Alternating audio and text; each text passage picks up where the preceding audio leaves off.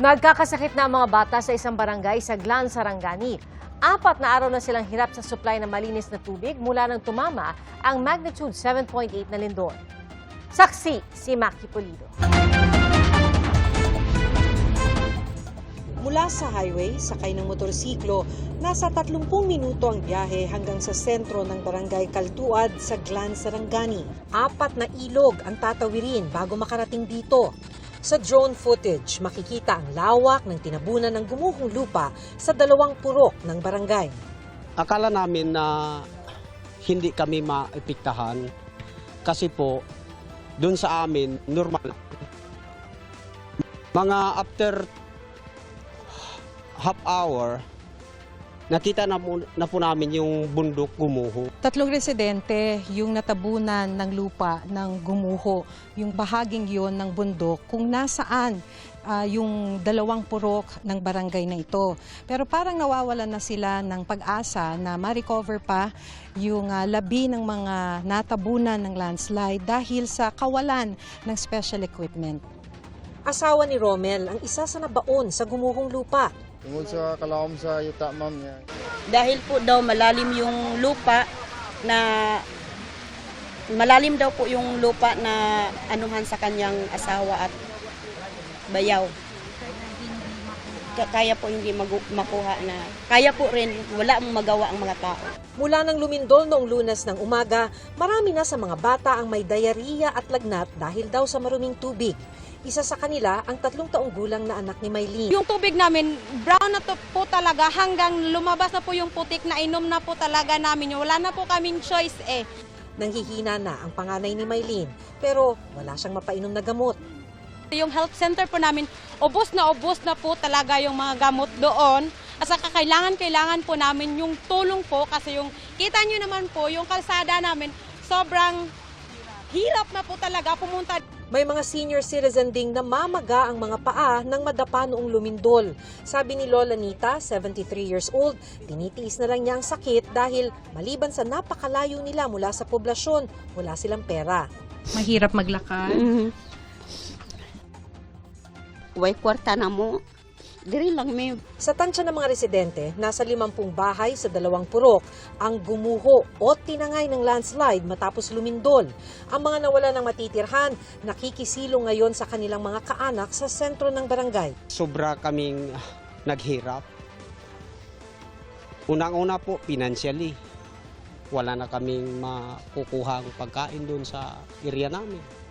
Inabutan namin sa poblasyon ng kapitan ng barangay Kaltuad habang sinusundo ang relief packs at gamot para sa kanyang mga kabarangay. Naihatid na ang inisyal na tulong nitong hapon.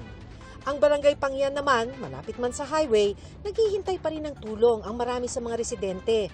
Ang mga nasiraan ng bahay, nasa gilid ng kalsada, nagsisiksikan sa ilalim ng mga trapal o pinahiram na tent.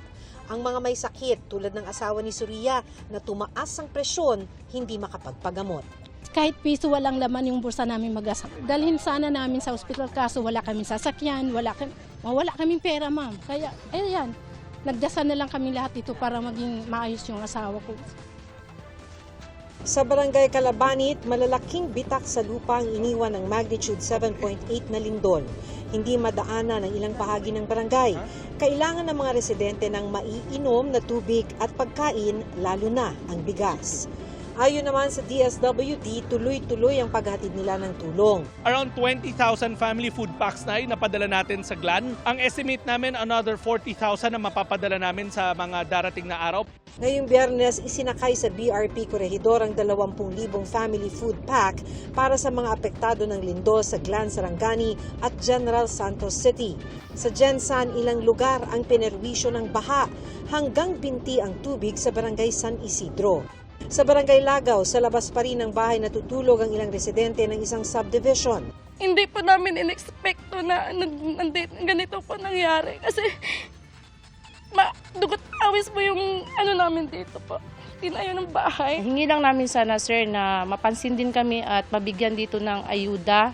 Lalo na po ang kailangan namin ay pagkain tubig, inumin. At the same time, ang 10 kay hindi talaga kami secure diyan po sa cover court. Nag-una talaga nagtuloy yung mga private na mga sektor, katulad ng mga simbahan, meron din tayong mga business. So, yun ang nauna namin. And then, yung kahapon, so nakaraan, mayroon unti-unti dumarating galing sa gobyerno. Di bababa sa 55 ang nasawi sa magnitude 7.8 na lindol nitong Lunes, ayon sa Office of Civil Defense. Kabilang ang 10 taong gulang na lalaking natagpuang patay sa isang resort. 31 naman ang kabuuang nawawala. Ako si Maki Pulido, ang inyong saksi.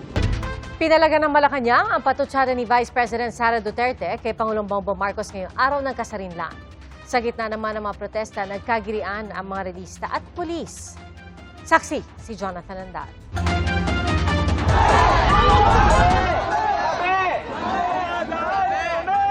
Naghihilahan sa barikadang may barbed wire ang mga pulis at relista.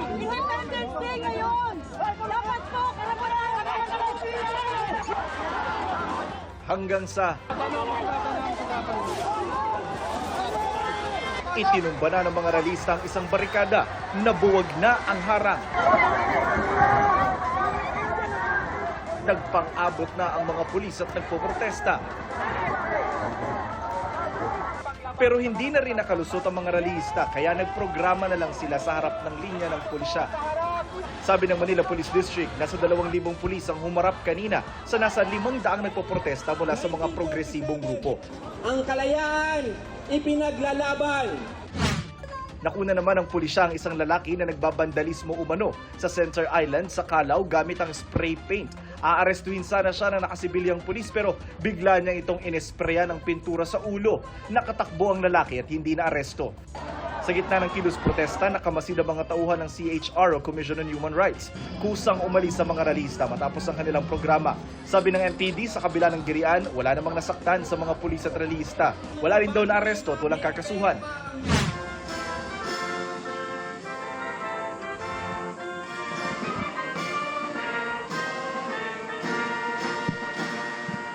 Pinangunahan ni Pangulong Bongbong Marcos ang pagdiriwang ng ika-128 anibersaryo ng kasarinlan ng Pilipinas sa Rizal Park sa Maynila. Tulad noon, tinalakay ng Pangulo ang revolusyon ng ating mga ninuno pero binigyang diin ang epekto ng pagkakahati-hati na mas kilala ngayon bilang regionalism. Ang pag-aalsa sa Bohol, sa Pidig, Ilocos Norte, sa Cavite ay senyales ng mga maigting na pagnanais ng ating mga ninuno na maging malaya. Subalit, dahil sa pagkakahiwa-hiwalay at kawalan ng isang layunin, hindi sila nagtagumpay. Sa huli, ang pagkakaisa at koordinasyon ng mga pagkilos ang naging susi para maideklara ang kasarinlan noong June 12, 1898. Pero nanatili ang mga hamon sa ngayon ayon sa Pangulo, kabilang ang paglaya sa katiwalian, pagkakanya-kanya, kahirapan, bukod pa ang mga krisis sa iba't ibang panig ng daigdig. Pero panawagan ng Pangulo, huwag sukuan ang Pilipinas. Huwag po tayong mapagod na mahalin, piliin at ipaglaban ang Pilipinas. Ipalalim natin ang ating kamalayan, maging mapanuri sa katotohanan. Gamitin natin sa tama ang ating kakayahan, hindi sa masama. Lumaban ng patas sa araw-araw. Sa Rizal Park ng Davao City naman, nanguna sa Independence Day rights si Vice President Sara Duterte. Nilinaw ni Vice President Duterte na hindi siya sang-ayon kung meron mang nag-iisip na patalsikin si Pangulong Bongbong Marcos sa pwesto. Ako, I am the constitutional successor, no? I am the next in line ayon sa ating constitution. At meron akong sinumpaan noong ako ay nag-assume ng Office of the Vice President at nakalagay doon that I will preserve and defend the Constitution.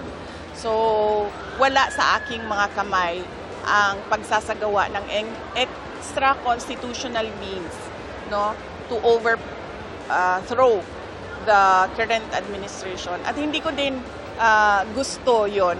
Ayon pa sa bise, hindi ko gusto agawin yung posisyon ni Bongbong Marcos. Gusto ko makita ng taong bayan hanggang sa dulo kung gaano walang hiya si BBM. Ngayon, ipinagdiriwang ang Araw ng Kalayaan. May komento si Duterte tungkol sa araw na ito. Ang kalayaan natin at ang soberanya natin, hindi siya nawawala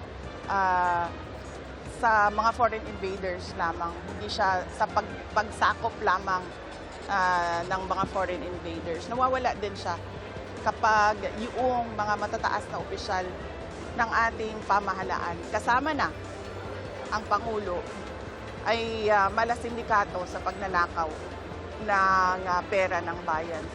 Pinalagan ni Palace Press Officer Undersecretary Claire Castro ang mga pahayag ni Vice President Duterte. Sa usapin ng pagpapatalsik sa pwesto, sinabi ni Palace Press Officer Undersecretary Claire Castro na dati na umanong inihayag ng Vice Presidente na gusto nitong patalsikin ng Pangulo sa pwesto. Dagdag pa ni Castro, wag na raw magkunwari dahil kung ayaw talaga ni Duterte na mapatalsik ang Pangulo, pipigilan niya mismo ang mga kaalyadong nagpupursige ng destabilisasyon. WH ang Pangulo? At bakit? Sino ba yung may records na ang pagpatay? Sino ba yung may record na nasa bar na inuuntog yung ulo ng pimp at pinupoke ng knife? Diba? Sino ang nagbanta ng buhay at sino may kakilala sa assassin? So, sino yung WH? Kaya sabi ko mga kaklir, itong Independence Day, ang ginawa ni VP Sara, binulgar niya lang at kinainisan niya yung gawain ng pamilya niya. Kasi gawain ng pamilya niya yung mga lahat ng binanggit niya. Buwelta rin ni Castro sa sinabi ni Duterte na malasindikato umanong pagnanakaw ng mga opisyal ng gobyerno kasama ang Pangulo. Sino ba yung sinasabihan mo sindikato? Pamilya niyo? Pati ba kayo doon? Ikaw yung may issue. Ba't nagpapahid ka sa iba? Sinusubukan pa naming makuha ang panig ni Vice President Duterte sa mga patutsyada ni Castro. Ako si Jonathan Nandal, ang inyong saksi. Dahil sa kanyang matatapang na pahayag, pinagbawalan ng China na pumasok sa kanilang bansa si Defense Secretary Gilbert Teodoro. At damay din sa ban ang asawa at anak ng kalihim. Saksi si Marisol Abduraman. The problem is if there are rivalries that do not, you have rivals who do not follow rules and then try to use their size like China against you. Yun ang mistrust, no? Kasi hindi na nga sumusunod sa batas, galit pa. Isa lang yan sa mga naging pahayag kamakailan ni Department of National Defense o DND Secretary Gilbert Teodoro kaugnay ng China. Ganti ngayon ng China bilang pagkastigo sa kanya, travel ban kay Teodoro, kanyang asawa at anak sa mainland China. Pero tila ipinagkibit-balikat lang ito ni Teodoro.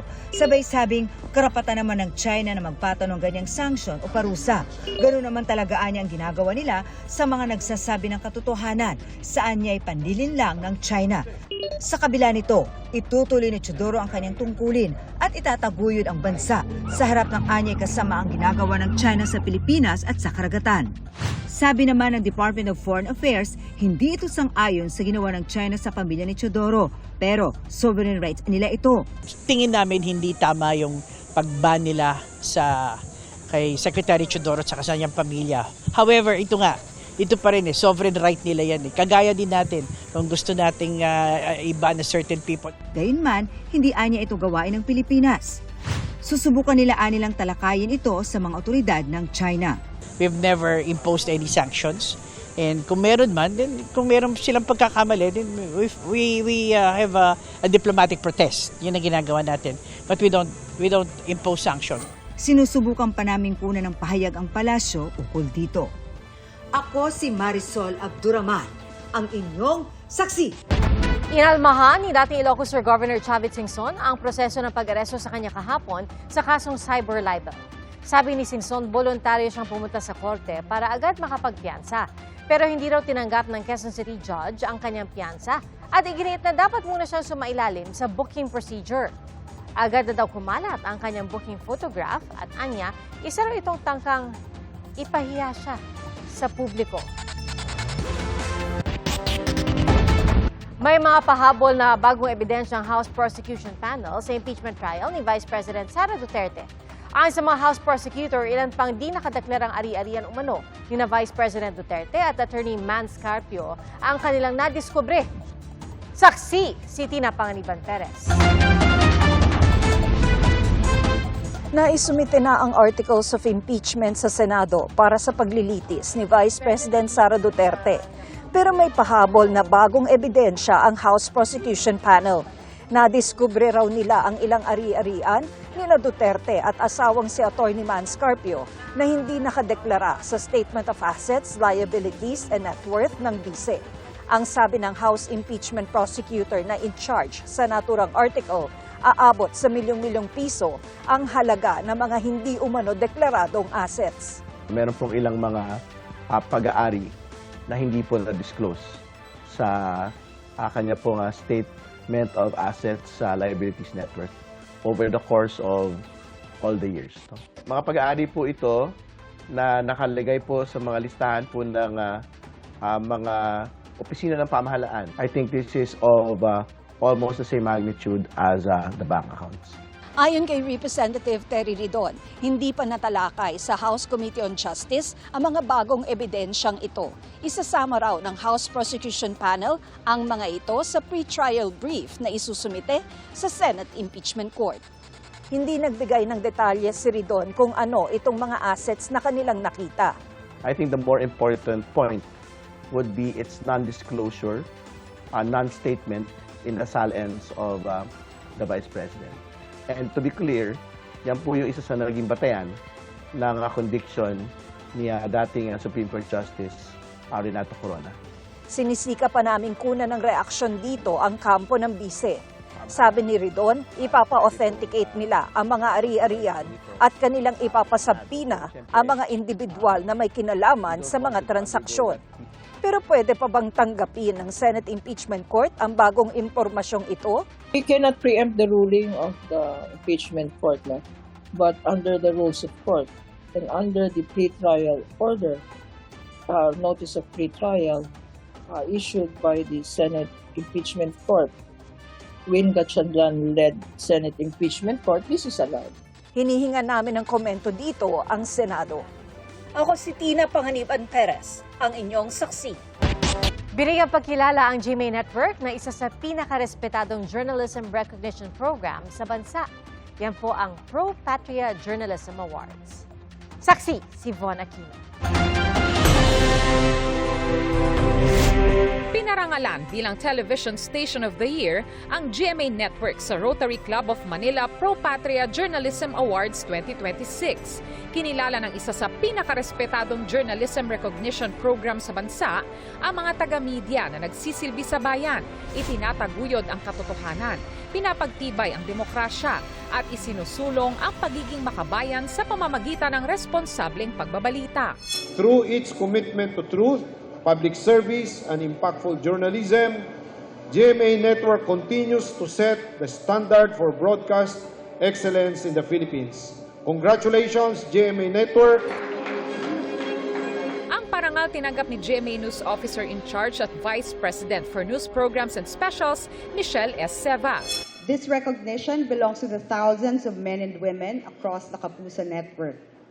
It also belongs to the millions of Filipinos who turn to GMA in moments of triumphs and in moments of loss. Their trust is a privilege we never take for granted. Dagdag pa ni Seva, lumalakas ang demokrasya kapag may access ang mga mamamayan sa mga mapagkakatiwalaang impormasyon. Ang parangalan niyang ito ay nagpapaalala na ang kalayaan ng mga mamamahayag ay hindi maihihiwalay sa kalayaan ng ating mga mamamayan. For freedom is sustained not only by those who fought for it, but also by the institutions that help keep it strong. A free and responsible press is one of those institutions. Asahan po ninyo na kami sa GMA News, dito po sa GMA Network, ay mananatiling walang kinikilingan, walang pinoprotektahan, noon at ngayon, serbisyong totoo. Pinarangalan naman bilang Television Broadcaster of the Year si award-winning Kapuso journalist Atom Araulio. Journalism nowadays is a very difficult job to do. Facts are being challenged, disinformation is everywhere, and public discourse can sometimes be more distracting than illuminating. But our job remains the same, to ask questions, to follow the evidence wherever it leads, and to make sure that the voice of ordinary people aren't drowned out by the noise. I hope we will maintain the kind of level, the level of journalism, the truthful reporting that we undertake day in, day out, dahil you more than anyone else know that this is what we need in our country today. Ako si Von Aquino, ang inyong saksi.